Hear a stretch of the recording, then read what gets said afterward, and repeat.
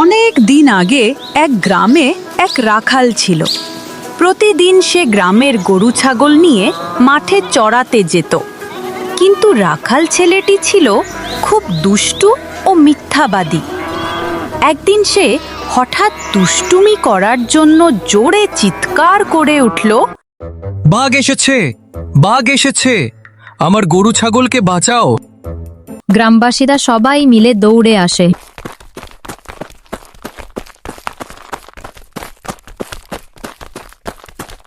কোথায় নেকড়ে? আমি তো কিছু দেখছি না। তোমাদের বোকা বানালাম।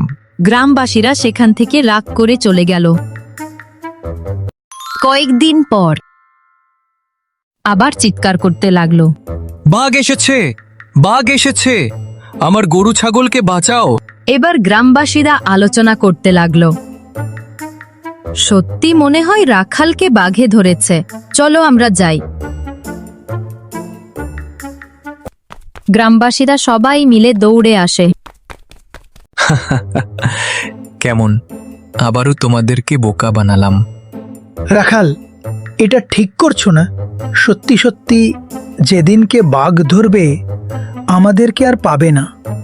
হ্যাঁ হ্যাঁ, রাখাল সত্যি তুই আমাদের কার কোনো দিন পাবে না বলে চলে গেল গ্রামবাসীরা। বেশ কিছুদিন পর একদিন সত্যি সত্যি বাঘ এলো।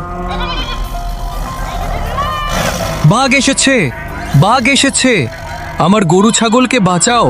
কিন্তু গ্রামবাসীরা আর কেউ এলো না। তারপর সব গরু ছাগল খেয়ে নিল।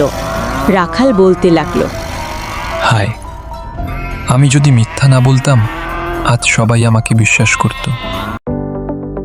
দেখলে তো, মিথ্যা বলে কেউ চিরদিন বাঁচতে পারে না। বারবার মিথ্যা বললে সত্য কেউ বিশ্বাস করে না।